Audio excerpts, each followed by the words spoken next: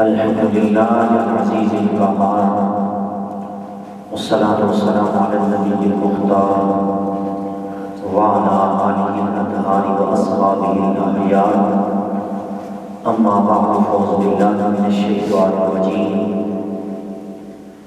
بسم الله الرحمن الرحيم من ذا الذي يشفع عنده إلا بإذنه قال في القرآن المجيد قل لا أملك لنفسي نفعا ولا ضرا إلا ما شاء الله إن الله وملائكته يصلون على النبي يا أيها الذين آمنوا صلوا عليه وسلموا تسليما اللهم صل على سيدنا وصحاب سيدنا ومولانا محمد وبارك وسلم وصل عليه الصلاة والسلام عليك يا رسول الله وعلى آلك وأصحابك يا سيدي يا حبيب الله الصلاة والسلام عليك يا رسول الله وعلى آلك وأصحابك يا سيدي يا شفيع المذنبين اللہ تبارک و تعالی جل جلالہ وعظم نواله وأعظم شانه وأتم برهانه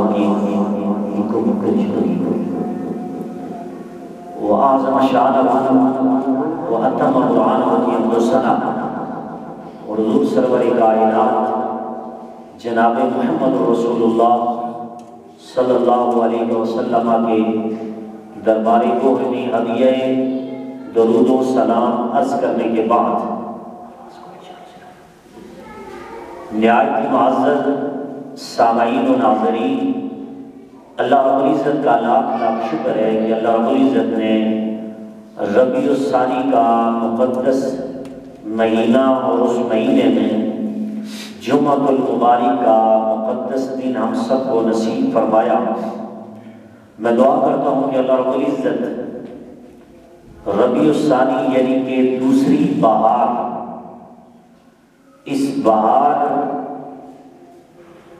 دوسری بہار کے توسط سے ہمیں ہمارے قلوب و اعضاء میں مزید نور کی بہاریں عطا فرمائے۔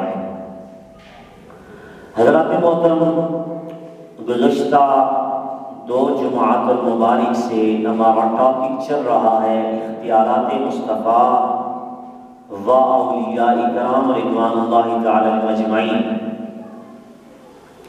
آج ہماری تیسری نشست آپ سنیں گے اسی حوالے سے کہ اللہ رب العزت نے حضور نبی کریم علیہ السلام کو اپنا نائب اکبر خلیفہ اعظم اور مالک کونین بنا کر مارز وجود میں 12 ربیع الاول کے دن ہمیں حضور کے میلاد کی صورت میں عطا کیا گیا، اور حضور کے وسیلہ جلیلہ سے دیگر انبیاء کرام اور اولیاء کرام کو بھی اللہ رب العزت نے اختیارات سے نوازا ہے، کمالات سے، تصرفات سے نوازا ہے۔ گزشتہ جمعہ مبارک جس آیت سے ہم نے شروع کیا تھا وہ تھے چند اعتراضات جو کہ حضور نبی کریم علیہ السلام کی اس شان کے حوالے سے نفی پر پیش کرنے کی ناکام کوشش کی جاتی ہے، اور امت محمدیہ کو یہ بتایا جاتا ہے کہ حضور کے پاس یہ بھی اختیار نہیں، یہ بھی اختیار نہیں۔ تو اس حوالے سے یاد رکھیے کہ میں نے بتایا تھا کہ آدھی آیت جہاں بھی پڑھی جائے گی جھگڑا پڑے گا، تو اللہ رب العزت نے ہم لوگوں کو وہ مسلک، وہ عقیدہ عطا کیا ہے کہ ہم پورے قرآن کو مانتے بھی ہیں اور پورے قرآن پر ایمان کا عقیدہ بھی رکھتے ہیں۔ اسی لیے میں نے سورہ بقرہ کی آیت نمبر 84 پڑھنے کا شرف حاصل کیا تھا، جس میں اللہ رب العزت نے حضور کو دعا کرنے سے منع کر دیا۔ کیا عبداللہ بن ابی کے لیے 70 بار بھی اس کے لیے دعا کریں گے تو ہم آپ کی دعا کو نہیں سنیں گے؟ اور ساتھ ہی اللہ رب العزت نے یہ بھی کہا کہ اس کا جنازہ بھی نہیں پڑھنا، اس کی قبر پہ بھی نہیں جانا، اس کا جنازہ بھی نہیں پڑھنا اور اس کی قبر پہ بھی نہیں جانا۔ تو میں نے بتایا تھا اسی قرآن مجید کے اندر سورہ توبہ کی آیت نمبر 103 میں اللہ رب العزت نے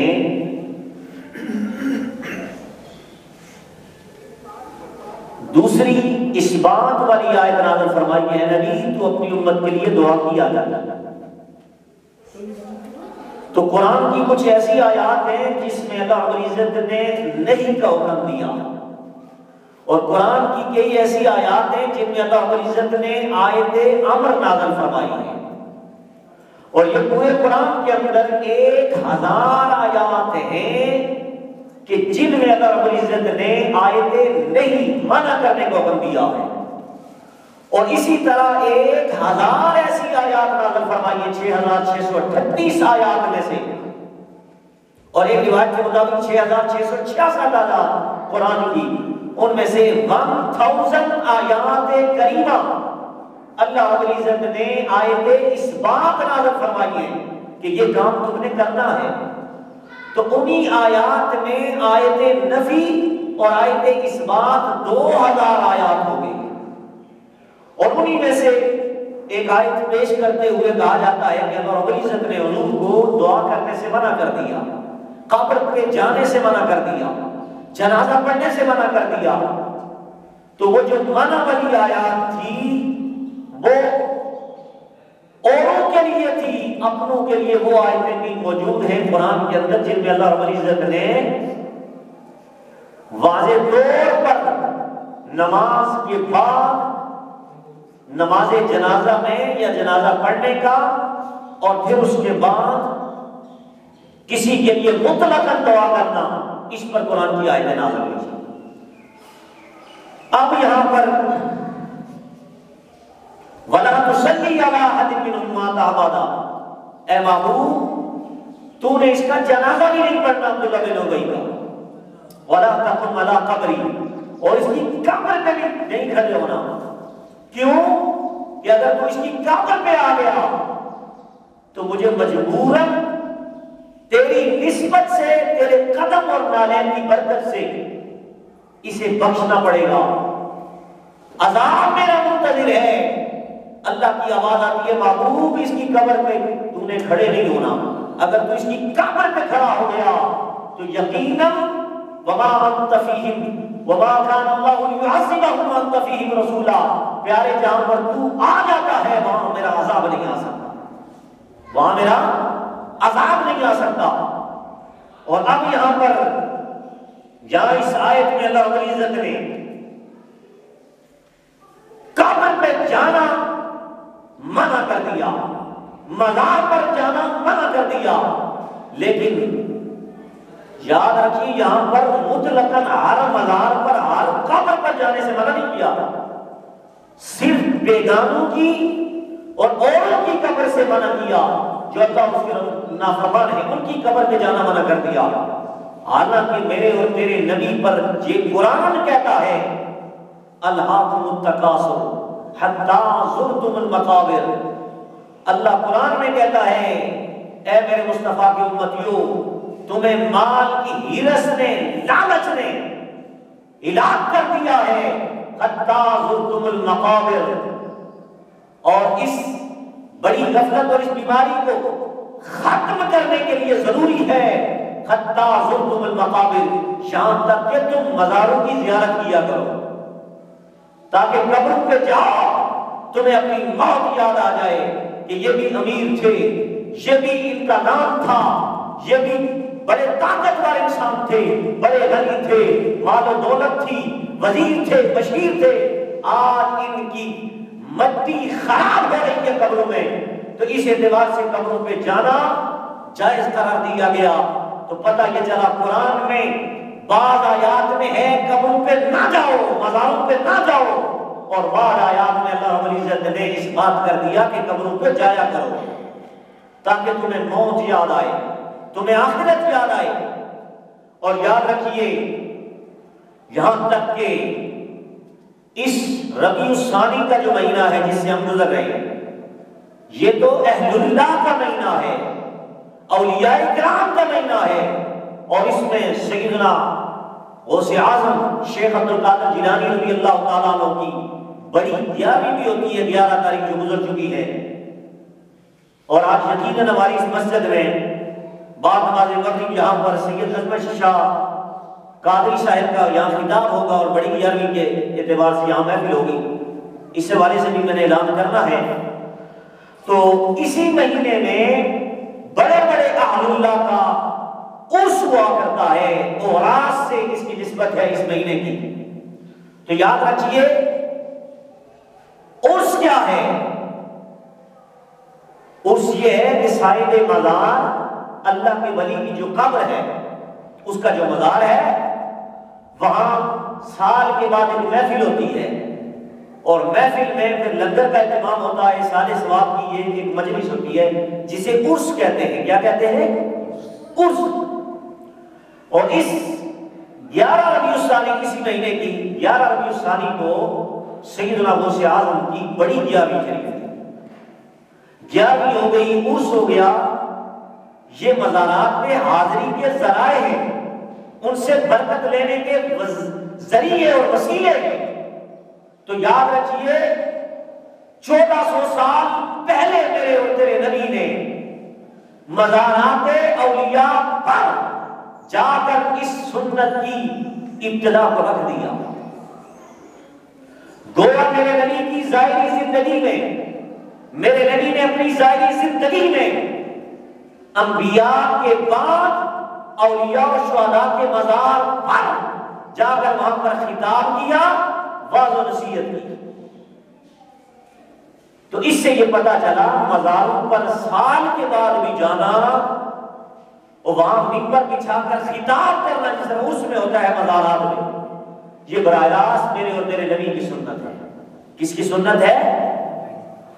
اب آپ کہیں گے یہ جو میں ابھی حدیث پڑھوں گا نا کہ جس میں میرے نبی نے اپنے دور پاک میں اولیاء اللہ کے مزارات پر جا کر جو خطاب فرمایا، اس میں میرے نبی نے اپنی شان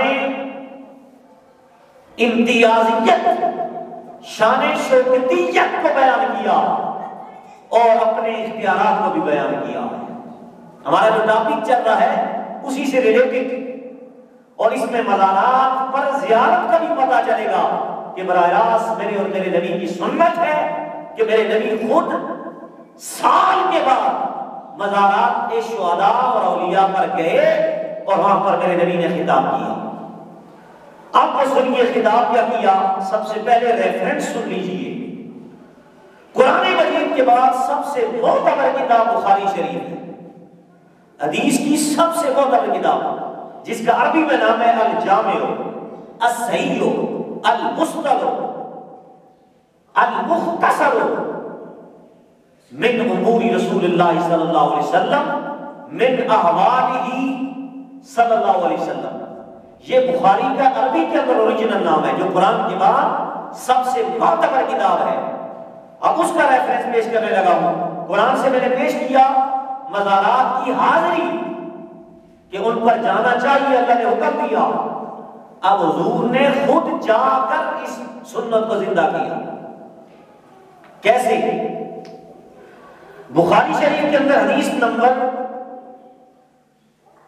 1344 ہے، دوسرے مقام پر 3596، تیسرے مقام پر 4042، چوتھے مقام پر 4025، پانچویں مقام پر 6426، اور اسی طرح چھٹے مقام پر 6590 ہے۔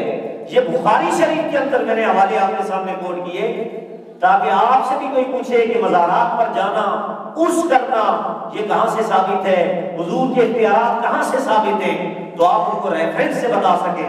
اور اسی طرح کے مسلم کے اندر، مسلم شریف سیاستہ کی دوسری کتاب ہے حدیث کی، اس کی حدیث نمبر 5976، 5977 اور سنن نسائی شریف کی 1953 اور مسند احمد کی حدیث نمبر 17382 ہے. یہ میں نے آپ کے سامنے حوالے پیش کر دیے. ان ساری کتابوں کے اندر میرے نبی کی حدیث موجود ہے. اب حدیث کیا ہے سنیں اور پھر ناز کریں کہ اللہ رب العزت نے حضور کو کن شانوں سے نوازا ہے، کن اختیارات سے نوازا ہے، اور پھر میرے نبی نے یہ جو خطاب کیا کہاں پر کیا؟ 8 سال کے بعد شہدائے احد کے مزارات پر میرے نبی گئے اور کیا کیا؟ فصلی علی اہل احد، وہاں میرے نبی نے جنازہ پڑھا. کیا کیا؟ 8 سال کے بعد شہداء کے مزار پر میرے نبی نے احد کے مزارات جو اولیاء اللہ کے مزار تھے ان پر میرے نبی نے جنازہ پڑھا. اور فصلی کا معنی دعا کی، ایک معنی نکلتا ہے جنازہ پڑھا، ایک معنی نکلتا ہے کہ دعا کی. 8 سال کے بعد قبروں پر دعا کرنا، یعنی کس طرح ہم سال کے بعد جاتے ہیں نا مزارات پر، اولیاء اللہ کے دادا صاحب کا ہو گیا، بڑی امام والے سرکار ہو گئے، انڈیا میں ہو گئے، گولڈن شریف چلے گئے، گولڈن شریف چلے گئے، 1 سال کے بعد عرس ہوتا ہے. سیم اسی طرح میرے نبی، یعنی کہ یہ میرے نبی کا آخری خطاب تھا. اس کے بعد میرے نبی نے خطاب نہیں کیا، میرے نبی کا وصال ہو گیا. یہ آخری خطاب تھا. اور وہاں میرے نبی گئے تو حدیث پاک کے اندر اللہ علی احد صلی علی المیت ثم انصرف الی المنبر، میرے نبی نے وہاں منبر پر خطاب کیا. کس پر؟ شہداء کے مزار پر. سیم جس طرح اللہ کے ولی پر سال کے بعد خطباء علماء منبر بچھا کر خطاب کرتے ہیں، اسی طرح میرے نبی نے 8 سال کے بعد احد کے جو شہداء تھے ان کی قبروں پر جا کر، ان کے مزارات پر جا کر میرے نبی نے صحابہ سے کہا منبر بچھاؤ. منبر بچھایا گیا. تو اگر 2-4 بندے سامنے ہوتے تو بیٹھ کے بھی میرے نبی تقریر کر لیتے. تو منبر کا بچھانا اس بات کی دلیل ہے کہ وہاں جو مجمع تھا مزارات احد کے پر، مزارات اولیاء پر، وہ انبوئے کثیر تھا، کثیر لوگوں کا مجمع تھا. تو اس کثیر لوگوں کے مجمع میں قلت نہ تھی، وہاں اجتماعیت تھی. جس طرح سال کے بعد سارے مرید آتے ہیں اور بیٹھے ان کے سامنے خطاب کیا جاتا ہے، تو ہزاروں کا مجمع تھا، ہزاروں لوگ بیٹھے ہوئے تھے. تو میرے نبی نے خطاب کیا، منبر پر بیٹھ کر خطاب کیا. اب سنو خطاب کیا تھا. میرے نبی نے خطاب فرمایا انی فرۃ لکم، میرے نبی نے فرمایا اللہ کی عزت کی قسم میں آگے تمہاری فرد کے لیے، تمہاری بخشش کے لیے جا رہا ہوں، تمہاری بخشش کے لیے جا رہا ہوں. کیونکہ اس کے بعد میرے نبی کا وصال ہونا تھا، یہ آخری خطاب تھا. اور میرے نزدیک اپنی تقریر میں یہ بتا کے جا رہے تھے کہ یہ میرا آخری خطاب ہے، اب میں تمہارے لیے اپنی تمہاری بخشش کے لیے آگے جا رہا ہوں. ایک حدیث پاک میں آتا ہے کہ خوش بخت ہے وہ امتی کہ جس کا نبی پہلے دنیا سے چلا گیا وہ بعد میں گیا. ظاہراً تو یہ بڑے دکھ کی بات ہے کہ نبی دنیا سے چلا جائے، یہ خوش بختی اس کے لیے کیسے ہو سکتی ہے ایک امتی کے لیے کہ امتی کی موجودگی میں نبی کا وصال پہلے ہو جائے، یہ کیسے خوش بختی؟ تو جواب آتا ہے اس لیے خوش بختی اس کی کہ نبی تو اس کی بخشش کا اہتمام کرنے کے لیے جا رہا ہے، اس کی بخشش کے لیے اہتمام کرنے کے لیے جا رہا ہے. تو ذرا یہ کیجیے گا، ان بھی نقطہ بتا رہا ہوں. تو میرے مصطفیٰ کریم نے فرمایا انی فرد لکم، میں تمہاری فرد اور بخشش کے لیے آگے جا رہا ہوں. اور آگے سنیے میرے نبی نے کیا فرمایا. آگے فرمایا انا شہید علیکم، اور میں تم سب پر گواہ ہوں. کیا ہوں؟ گواہ ہوں. اب مجھے بتاؤ میرے نبی کس کو کہہ رہے ہیں؟ قیامت تک آنے والے امتیوں کو کہہ رہے ہیں میں تم سب پر گواہ ہوں۔ اب گواہ کون ہوتا ہے؟ سوچنے کا وقت یہاں آپ ذرا سوچئے کہ گواہ کون ہوتا ہے؟ جو کانوں سے سن رہا ہو، آنکھوں سے دیکھ رہا ہو۔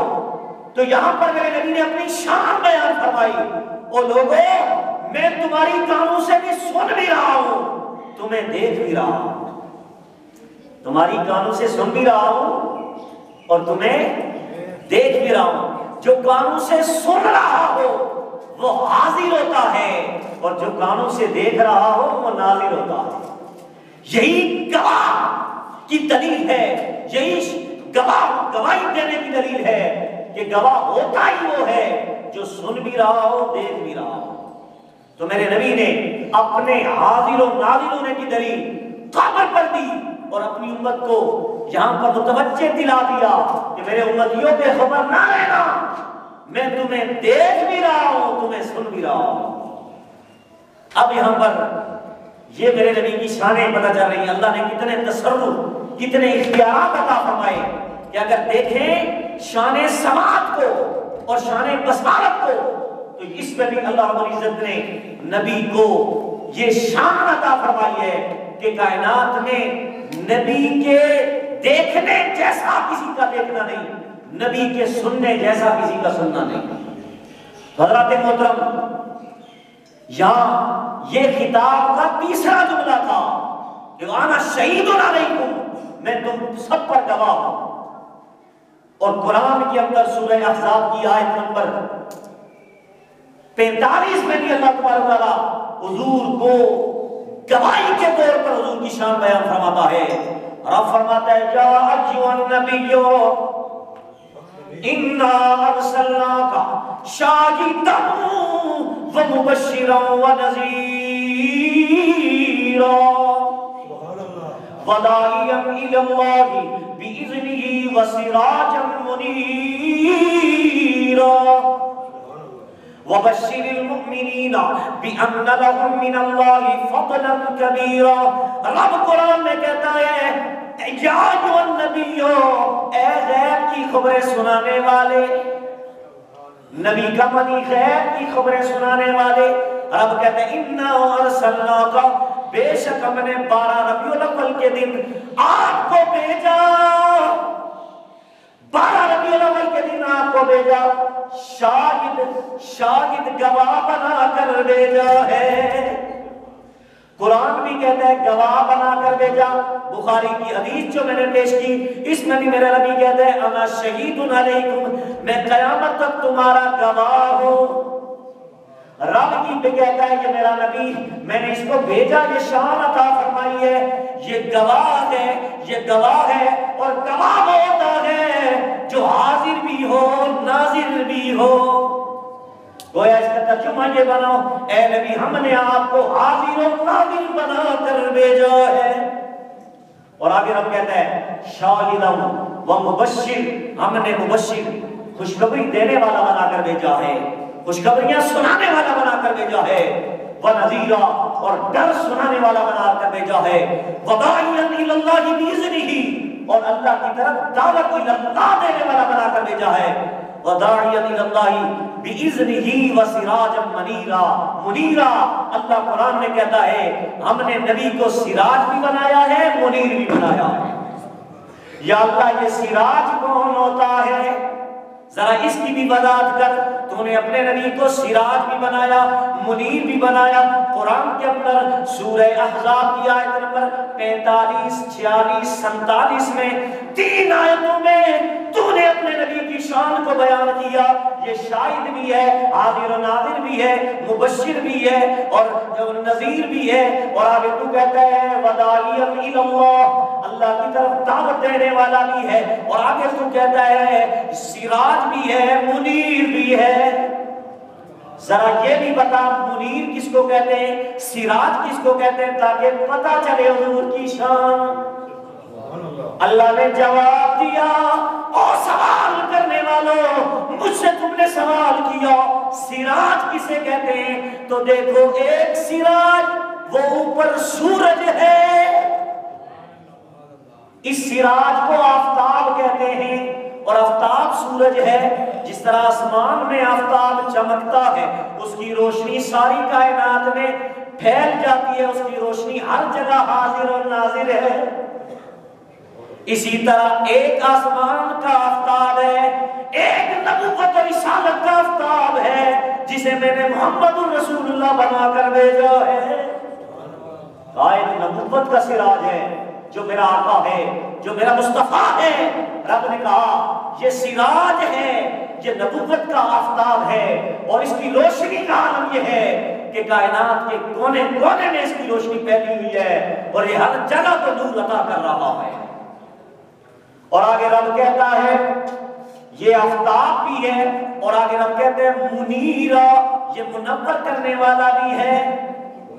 منور کرنے والا کس کو کہتے ہیں؟ اب دیکھیں نا سورہ احزاب کے اندر یہ آیت نمبر 47 میں رب کہتا ہے کہ ہم نے ان کو منیر بنایا۔ منیر منور کو کہتے ہیں، نور عطا کرنے والے کو کہتے ہیں۔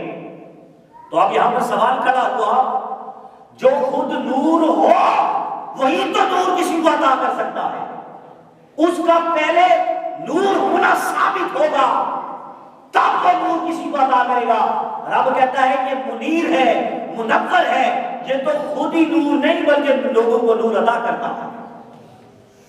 اور قرآن نے دونوں چیزیں بیان کی۔ قرآن نے کہا یہ منیر بھی ہے، نور بھی ہے۔ جب نور کی باری آئی، رب ذوالجلال نے سورہ مائدہ 6 پارہ آیت نمبر 15 میں فرمایا قد جاءکم من اللہ نور۔ رب کی آواز آئی تحقیق 12 ربیع الاول کے دن ہم نے مصطفیٰ کے وجود کی صورت میں تمہیں نور مبین عطا کر دیا ہے۔ تو یہاں قرآن میں اللہ نے حضور کو نور کہا، کیا کہا؟ پتہ یہ چلا جو نور کسی کو عطا کرے اس کا خود پہلے سے نور ہونا ضروری ہے، پھر وہ نور کسی کو عطا کر سکتا ہے۔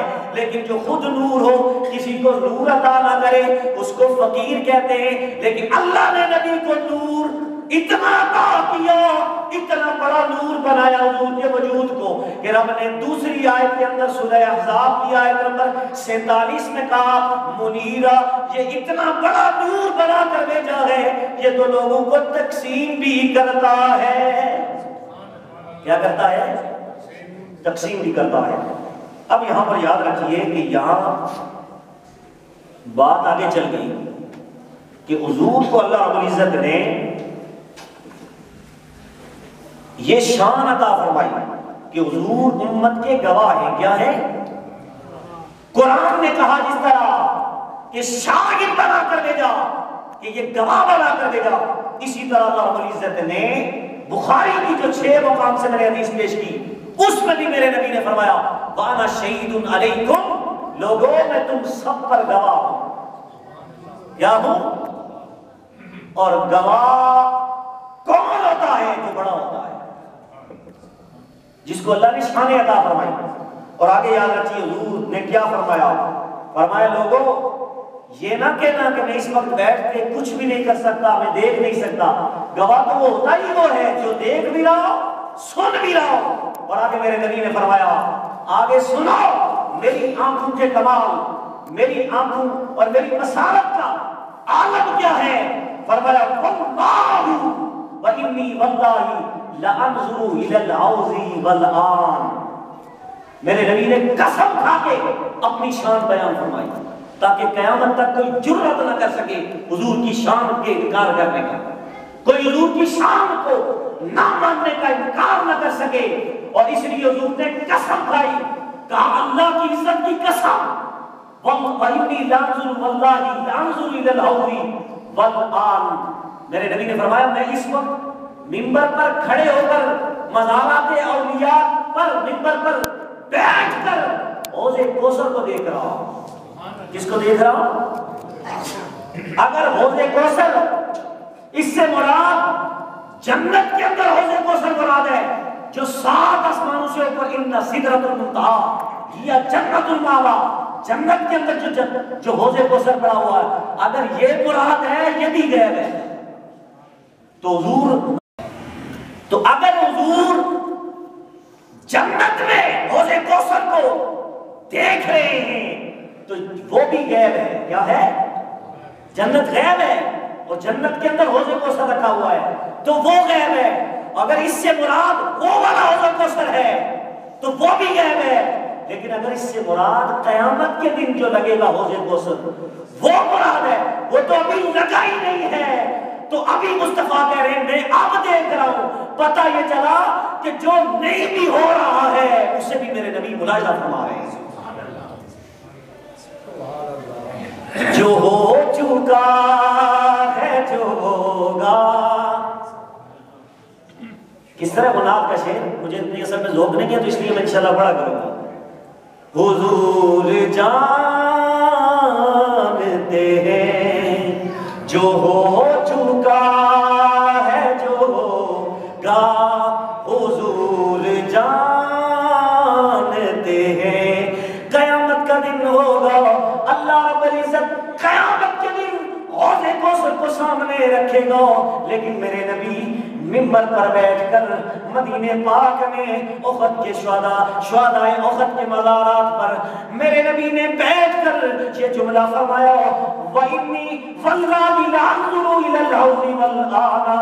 میرے نبی نے فرمایا اللہ کی عزت کی قسم میں اس وقت بیٹھ کر قیامت کے دن جو لگے گا کئی صدیوں کے بعد قیامت آئے گی تب لگے گا، لیکن میں اب بیٹھ کے دیکھ رہا ہوں.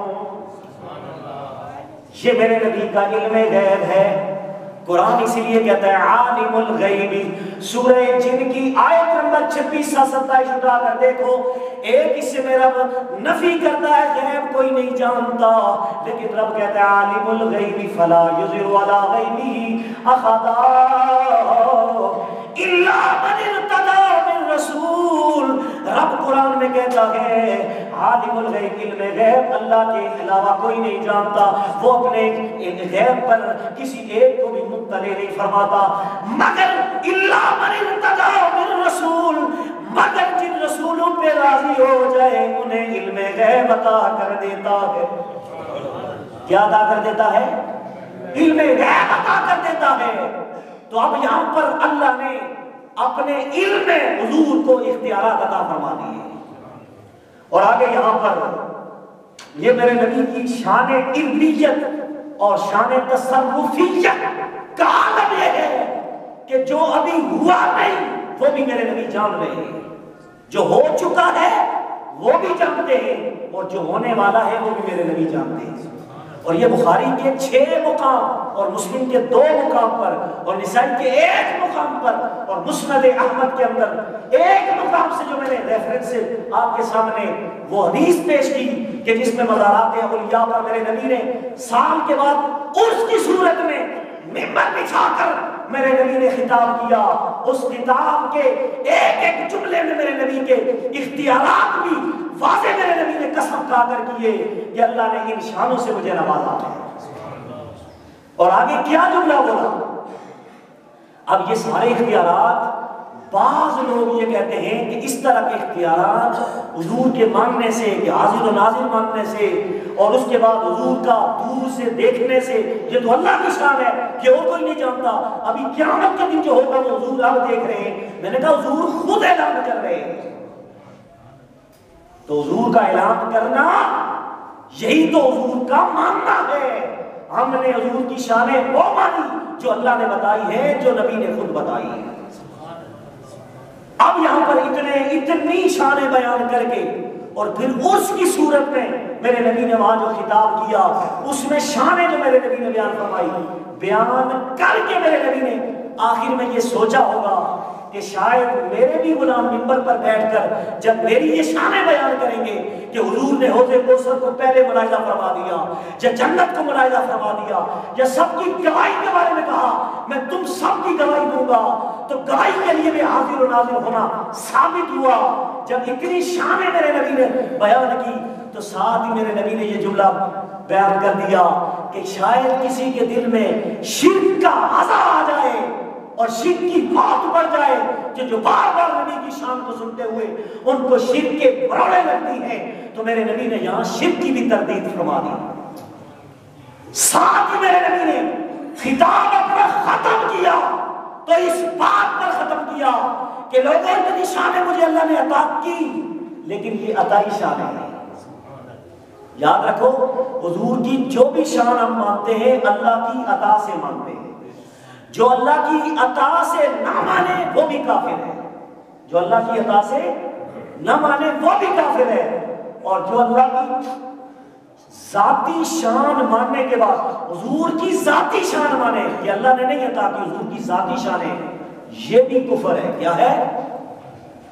یہ بھی کفر ہے، اور جو اللہ کی عطا کے بعد نہ مانے یہ بھی کفر ہے۔ تو اللہ نے ہمیں دونوں کفروں سے بچایا۔ ہم حضور کی شان عطائی مانتے ہیں کہ اللہ نے حضور کو ان شانوں والا بنایا۔